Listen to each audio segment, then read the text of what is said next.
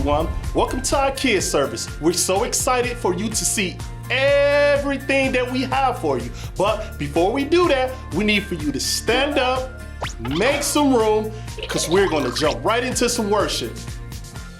Hey kids, let's put our hands together as we sing Greater.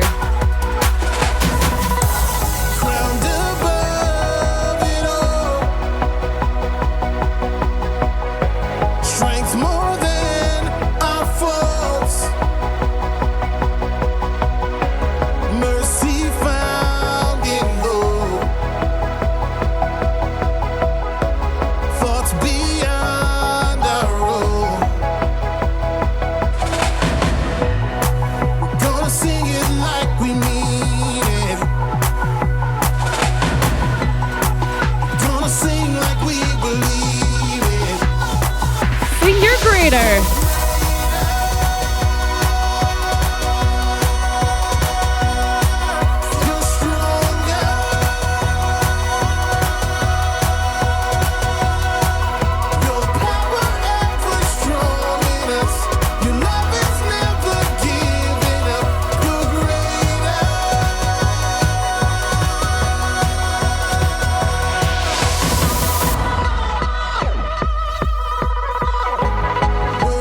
Let's put those hands together.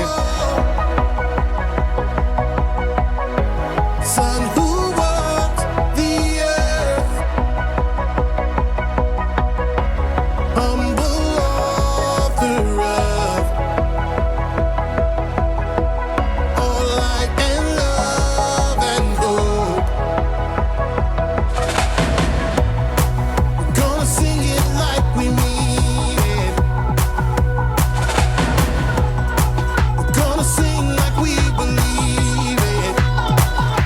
Let's hear it. You're greater. You're stronger.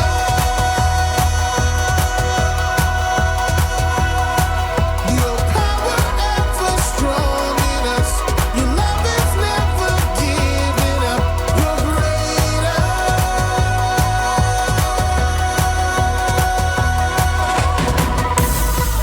Gonna sing it like we mean. Jesus, you are so great. We love you so much. There's only one name. It's your name, Jesus. Your mighty name. And his mighty name is Jesus. His mighty name is Jesus. You're greater.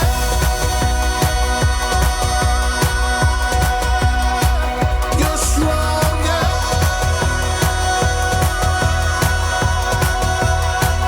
Your power ever strong in us. Your love is never giving up.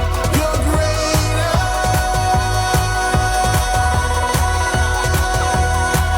You're greater.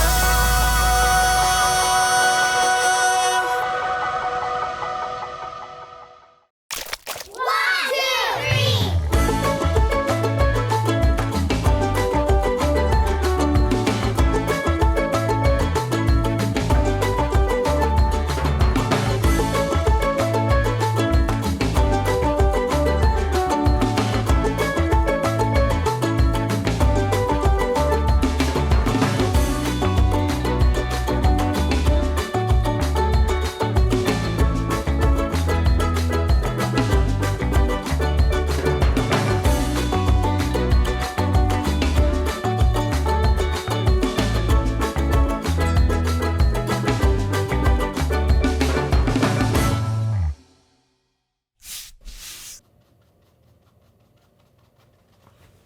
There.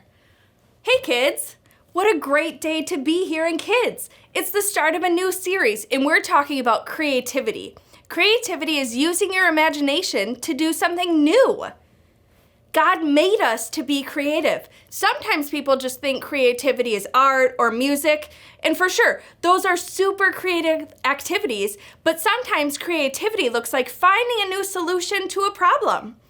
Sometimes people think they aren't creative, but the truth is that each of us are made in God's image. And since God is creative, we know that each of us is creative too. God is there to help us as we discover how we can use our creativity. God can help us become better at everything we do. But before we get into our Bible story today, let's start with our big answer. What is the big answer? Well, it's the answer to the big question. This is the question you should get from that important adult in your life, and that is, what did you learn in kids' church today? And our big answer for today is, God created you so you can be creative. Our memory verse for this series comes from the book of Ephesians, and it says, we are God's creation. He created us to belong to Christ Jesus. Now we can do good works. Long ago, God prepared these works for us to do. Ephesians 2:10. Today, we're starting in the book of Genesis. It describes how God made the world and everything in it. You see, in the beginning, there was nothing. Hello? Hello? Is anyone there? Oh, that was a lot of nothing. Like I said, there was nothing except God. God was in the midst of the nothingness, and God had a plan. God spoke into the dark nothingness and said, "Let there be light." Whoa, that is bright. Genesis 1:3-5 says, and there was light. God saw that the light was good. He separated the light from the darkness. God called the light day, and he called the darkness night. There was evening and there was morning. It was day one.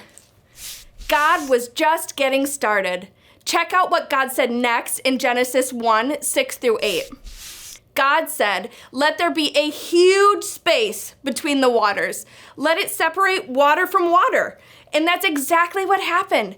God made the huge space between the waters. He separated the water under the space from the water above it. God called the huge space sky. There was evening and there was morning, and it was day 2.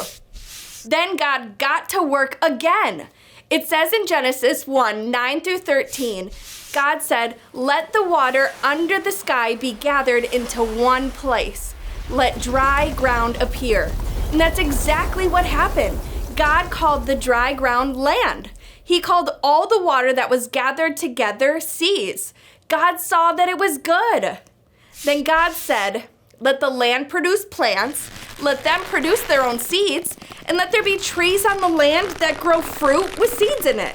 Let each kind of plant or tree have its own kind of seeds." And that's exactly what happened. God saw that it was good. There was evening, there was morning, it was day 3. Do you think God was done yet? Nope. Then God talked some more. He said, "Let there be lights in the huge space of the sky. Let them separate the day from the night. Let the lights set the times for the holy celebrations and the days and the years. Let them be lights in the huge space of the sky to give light on earth." That's exactly what happened. God also made the stars. God put the lights in the huge space of the sky to give light on the earth. He put them there to rule over the day and the night. He put them there to separate light from the darkness. God saw that it was good. There was evening and there was morning. It was day 4. God created the sun, the moon, the stars. Then God made fish and birds, as we read here in Genesis 1:20-23. God said, "Let the seas be filled with living things. Let the birds fly above the earth across the huge space of the sky." So God created the great sea creatures. He created every kind of living thing that fills the seas and moves about in them. He created every kind of bird that flies. God saw that it was good. God blessed them. He said, "Have little ones, so there will be many of you.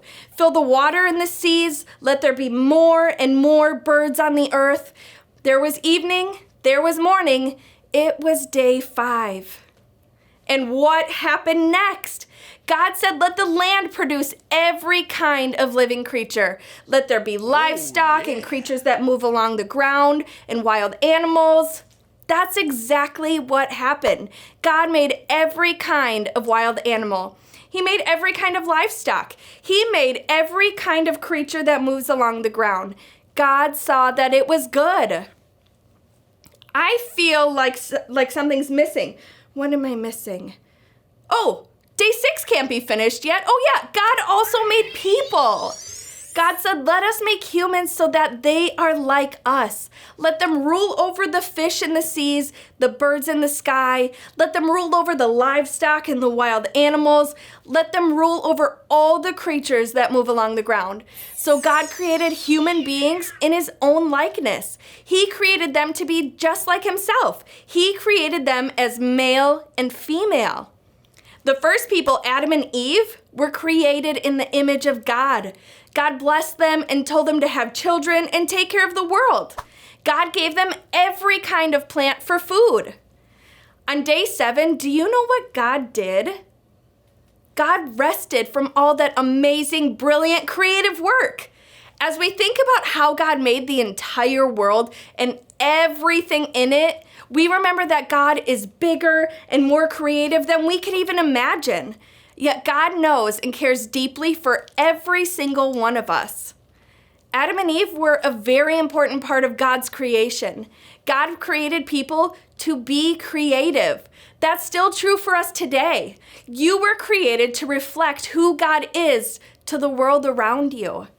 You might show your creativity by painting, writing a song, telling jokes. You might show your creativity through solving tough problems or finding a new way to help a friend or someone else in need. There are just so many ways to be creative. If you aren't sure how God wired you to be creative, you can ask God to show you. You can also ask your friends and your family because they might see something you don't. You were made in the image of God. That means you were created to reflect who God is to the world around you in your very own way. God is endlessly creative, which means you were made to be creative too. Just like our big answer says, God created you so you can be creative. All right, I gotta add another cloud over here.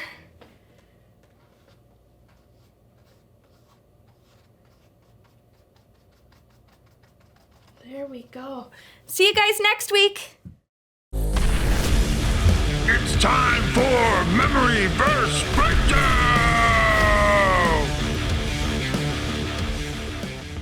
Hey kids, today we're gonna break down this week's memory verse. Are you ready? Okay, here's this week's memory verse. You think you got it? Try saying it out loud.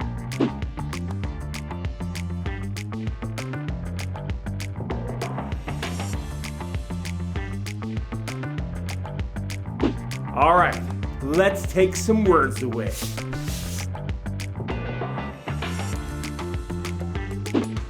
You think you still got it?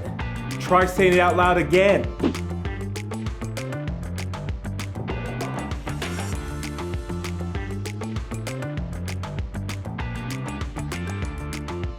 All right, let's bring those words back and see how you did.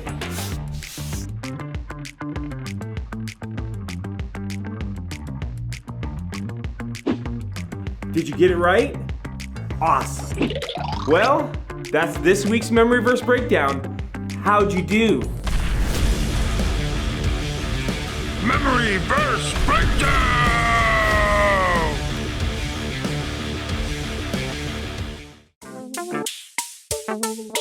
Game time! Well, howdy! I sure am glad to bump into y'all. I thought I was lost down here all by myself. These old mine train tracks run all through here like spaghetti. Ain't no way to be remembering where all the tracks go. That's why we done made ourselves a system using none other than the books of the good book. I'm talking about the Bible. Now, my memory ain't what it used to be, so I'ma need your help to get us out of here.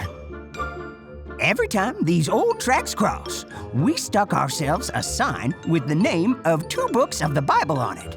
One will be from the Old Testament, and the other will be from the New Testament. To help us get out of this old mine, make sure to lean toward the sign with the Old Testament book. But if y'all lean toward the sign with the New Testament book, this old train car will just end up even deeper in this mine. Jeepers, no! I'll be keeping a handle on these old rusty brakes so we don't go flying off the tracks. Hi-ho! Let's go! Oh, here's our first sign. Which of these books is in the Old Testament? Psalms or Mark? Remember, raise your hands and lean towards the sign with the Old Testament book so we can get this old mine car headed in the right direction. Well, hot diggity! You're smarter than a one-eyed owl. That's right! Psalms is in the Old Testament. Good work. We might be getting out of this mine today. Oh, I think we've got another sign coming up. Which of these books is in the Old Testament? Jude or Joshua?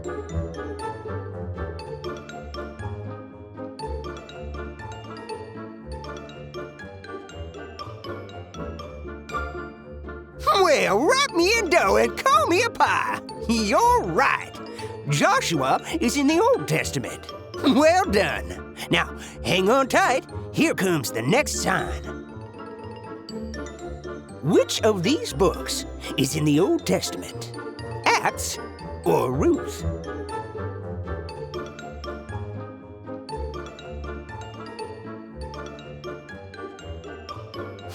Well, paint me yellow and call me Stinky Cheese. That's right. Ruth is in the Old Testament. Good job. Oh, I think I see our next sign up ahead. Which of these books is in the Old Testament? Jonah or John?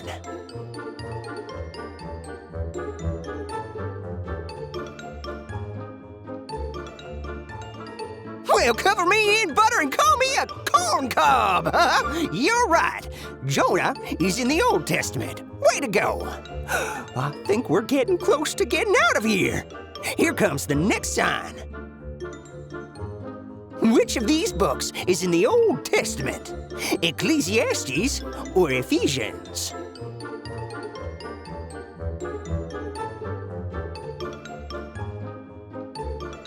Well, paint me red and call me a tomato.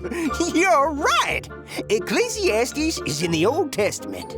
I think we've just got this one last turn to make, and we'll be out of here.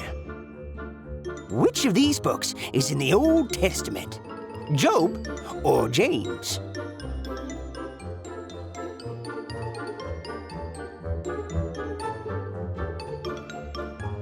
You're rootin' tootin' right! Job is in the Old Testament. Slather me in barbecue sauce and serve me up, 'cause we're done. You guys did it.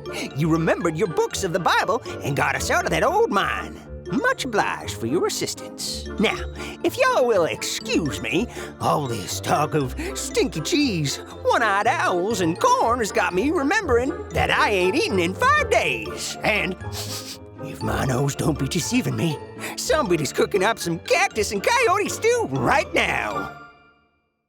Thank you so much for being with us today. Before you go, have that important adult in your life go to lifechurchgreenbay.com/kids, where you can grab our Kids Connect card. There you can discuss our big answer, memory verse, and even more. We love you so much. Have a great week.